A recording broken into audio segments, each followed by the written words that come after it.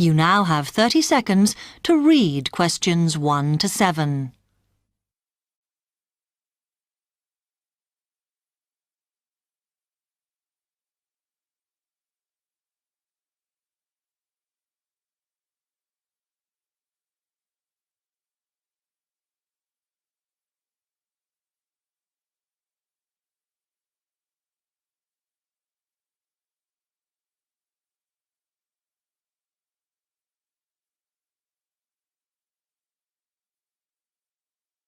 Hi, I've come to ask about the English courses you run for international students. Oh, right.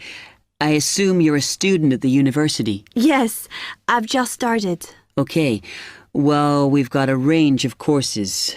It depends what you think you need and how much. Oh. We can't run everything at the same time, though. So, for example, in this first term, we are just doing a writing course. I see. That sounds quite useful. What else is there? Some of the courses only run for single terms, and we tend to focus on what students have difficulty with. That means we don't usually do speaking courses, but next term you can do listening. Oh. That'll help you with lectures and things. Our provision is all based on what the majority of our international students need. So is everything term-based? There's nothing that you run all year? Well, let's have a look. Yes, there is a class for vocabulary and grammar every term.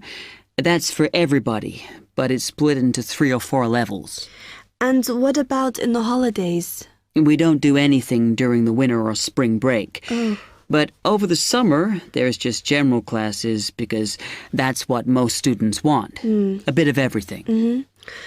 Okay, quite a variety then. I'll have a think about what I really need because I haven't got much time. Do you have about 20 students in each class, the same as our science seminars? We try to keep it at about 12 and certainly not more than 15. It's important for language classes. They're very different from your normal courses. Right. And how much are the classes? The rate varies depending on how many hours you attend, but you shouldn't have to pay. Usually, the department will fund you and even sort out which classes you need. Brilliant. It would be quite useful for me to have a certificate to take back to my country.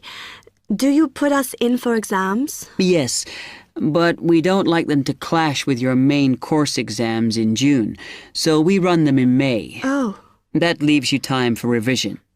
Do I have to sign up for something now? I'm not quite sure what I want. Classes haven't quite started yet, so you've got time to decide what you do.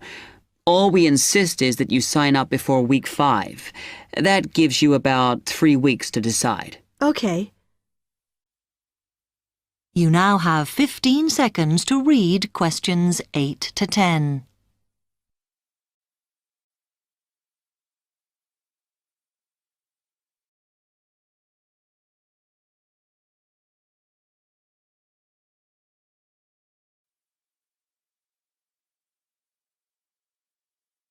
Then, when you've made up your mind, you need to come back here to the administration office to enroll. What do I need to bring with me when I enroll?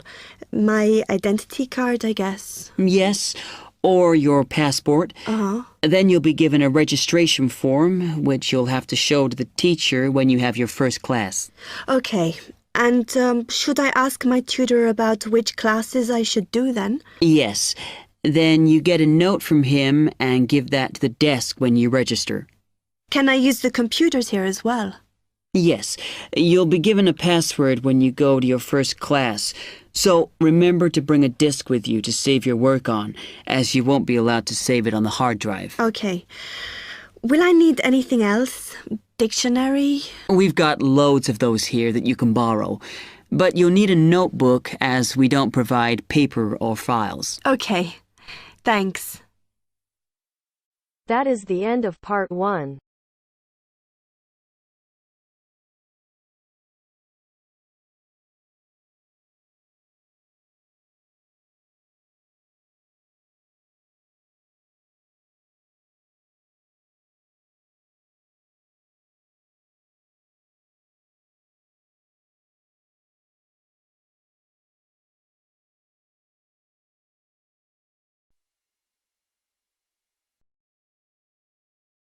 Now turns to Part 2. Part 2. You will hear a talk by a tour guide. First, you will have some time to look at questions 11 to 17.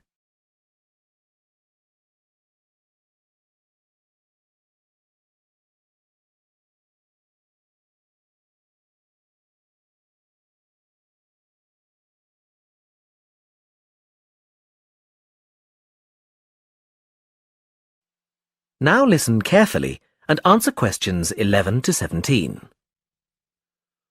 Welcome to San Fernando City Tours. I'm Mark, your tour guide. We have a lot to see in 3 hours, so make sure you're comfortable. We'll be traveling into the historical district first, and then into the town center. After that, it's out to the harbor, and we'll finish up at the lighthouse, just past the harbor. That will take us up to midday, and after that, you're free to do what you want.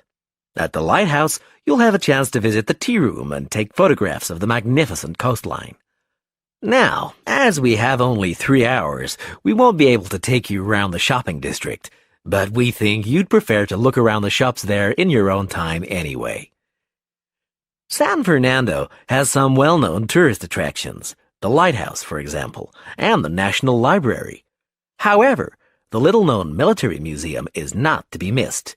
Be sure to visit before you leave. Now, there's a lot to do in San Fernando. Indeed, there really is something for everyone.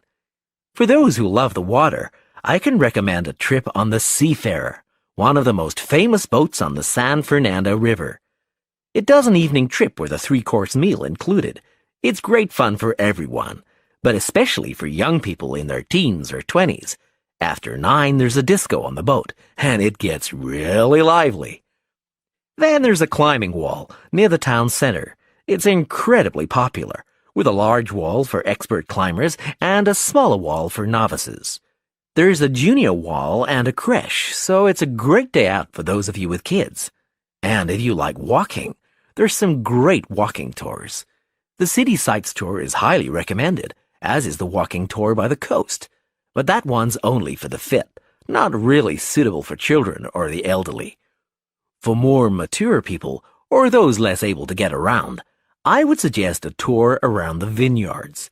It can be done in the luxury of a coach, and it's a wonderful way to explore the region's wines. Before you hear the rest of the talk, you have some time to look at questions 18 to 20.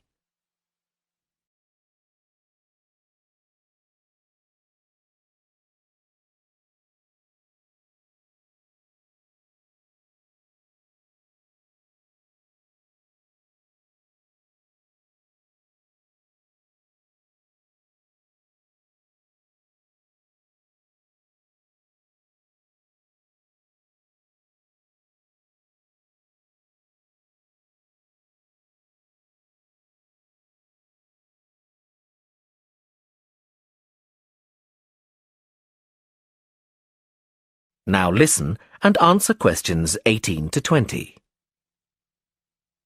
Naturally, there's a charge for all these attractions, but you can get 15% off if you have an Explorer Pass. If you don't have a pass but would like one, the driver here has application forms. Just ask him for one and fill it out while on the tour. Then you hand it into the tour office. Normally, it costs $10, but this year it's just $7. When you hand it in, you'll get your picture taken for the card on the spot, and then your card is ready to use. Remember to show it whenever you pay for anything. The discounts apply not just to tourist attractions, but some bars and restaurants. Basically, everywhere you see a red Explorer symbol. We're coming up to the historical district now. If you'd like to look at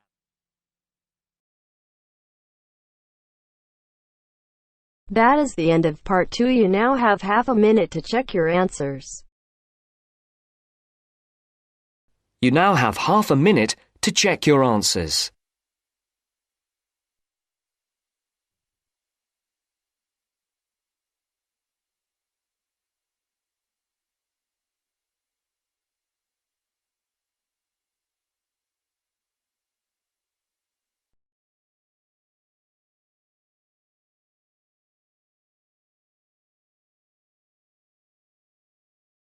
Now turns to part 3.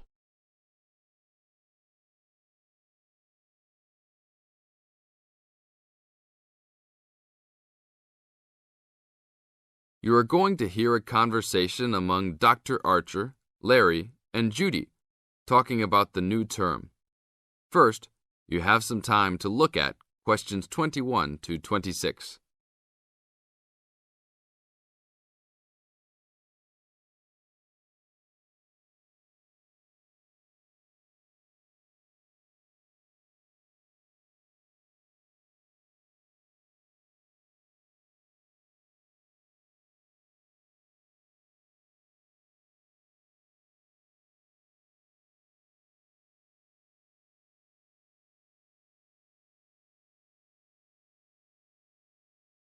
Now listen carefully to the first part of the conversation and complete the notes and table below. Okay, everybody, welcome back to the new term. I hope you've all had a good break and that you're keen to start on your research project. What I'd like to do this morning is to give you a chance to ask questions about the project, requirements, ways of approach, how to get help if you need it. Today is informal. It may be already written on paper, but it's nice to have an opportunity to have it confirmed. So, any questions? Dr. Archer, is there a confirmed due date yet to hand it in? Yes, I can now confirm that it's 16th of July, not 15th as first advised. Okay? And what about the word limit? Well, there is some flexibility on this, but in general it's 8 to 10,000 words. Ah, I see. And you can choose your topic, anything from years 2 and 3. Yes? I still can't work out what I want to do it on. In that case, you should see your course tutor to agree on your final topic, and you should also be aware that there is special assistance available at the library on library resources if you need help on that. Can I just check on the deadlines for everything? Certainly. Look, let me write it on the board when each stage should be completed. First of all, you've got to work on your basic project outline, and that's due in to your course tutor by 21st of February, which is only 2 weeks away, so you need to get cracking on that. Do we have to include a full reference list by then too? No, your reference list is due on 6th of April, which is 1 week later, so you have time to discuss this with your tutor. And when should we be doing the research? Well, that's over a 1-month period, essentially April to May. And the write-up? Well, you need to do quite a bit of research before you get going on your writing, so that's really May to July, with the due date for handing in on the 16th. Any more questions? Now look at questions 27 to 30.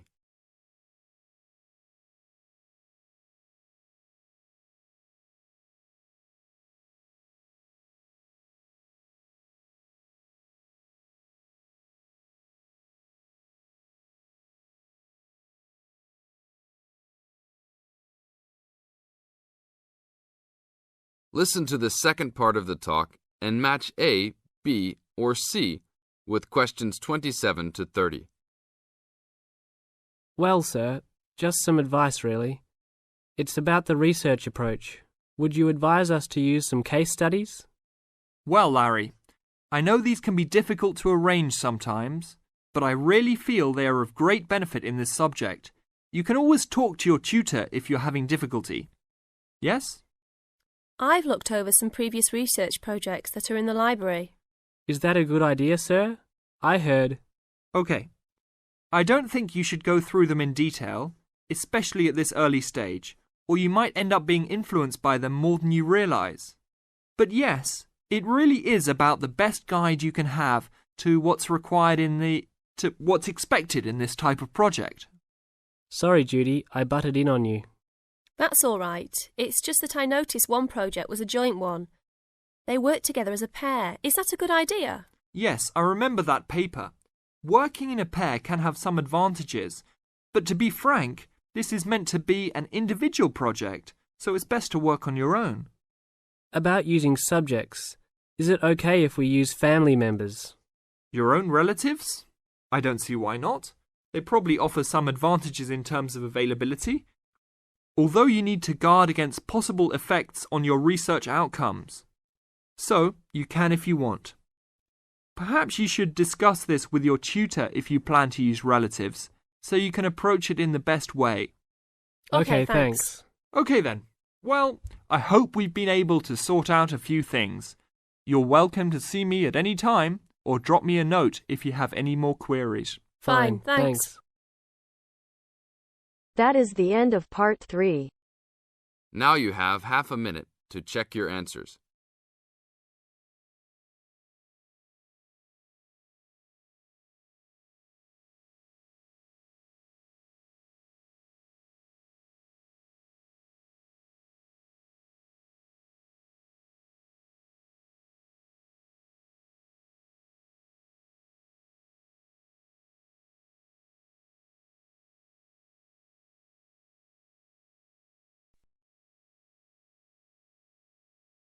Now turns to part 4. Part 4. You will hear a media studies tutor giving a lecture about news sources.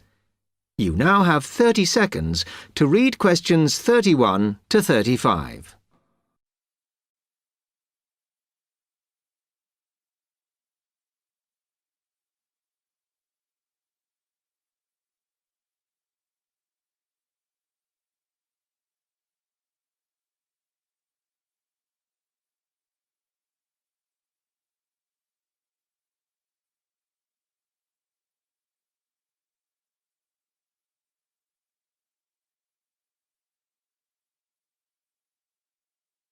Okay, now many of you will have heard about the predicted death of newspapers, as people increasingly access the TV and the Internet for their news.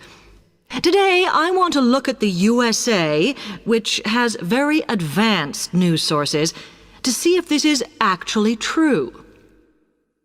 In the USA, the main news sources without doubt are TV, the Internet, and the press. That is, traditional newspapers. And although they are each surviving and growing, they are also changing. Obviously, TV news has been around for a while, and the early evening bulletins, when people get in from work, are very popular. I suppose we traditionally think of the morning newspaper arriving on our doorstep with the daily news. Interestingly, this is not borne out by the statistics, which show that readership in the U.S. is much higher when people have time to relax, when they're not working, especially on Sundays. The Internet is also a popular weekend activity, but shows no variation with weekday access. So people are using the different sources in different ways. Interestingly, local radio has been hit less by the grip of quite strong local newspapers than by the Internet, which is seen to offer a better regional service. But just because the Internet is seen as the new force in news media does not mean it is dominant. Television has, of course, been global for a while. But now technological changes, which have fueled the rise of online news, have also allowed newspapers to print and distribute editions across the world. In fact, Internet news, which is seen as the big competitor for traditional markets, does not offer that much variety. Often, the sources are the online versions of the newspapers, whereas television, in order to offer something different, has had to come up with a much more mixed bag of reporting, from hard news to light reports on celebrity events. Another issue is reliability. The Internet is virtually unregulated, so anything can be reported there, whether true or not. Journalists on newspapers have fought a long, hard battle to fight intervention and to retain the freedom of the press. Television, however, is seen as critical to political power and has become subject to harsh controls about what it can or cannot say. You now have 30 seconds to read questions 36 to 40.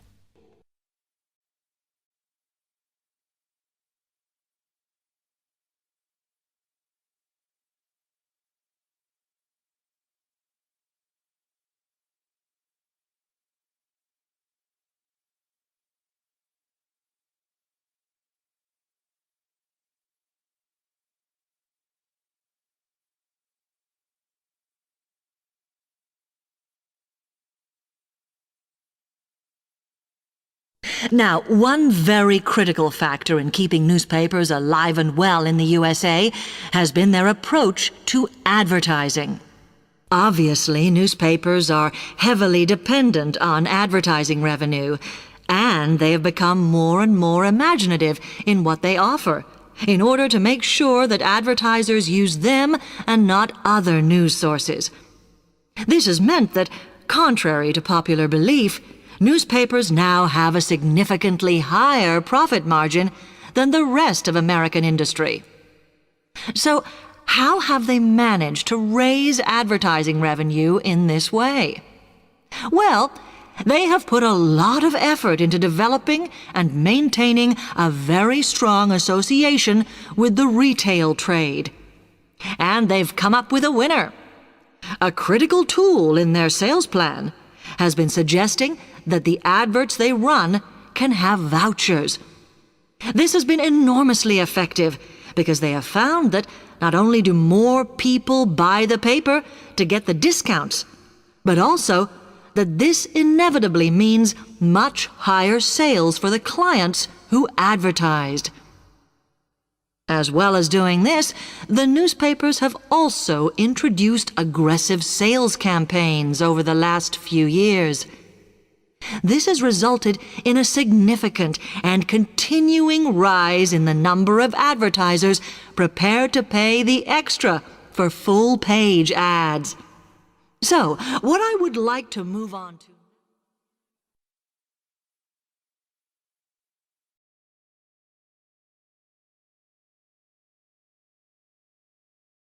That is the end of part 4.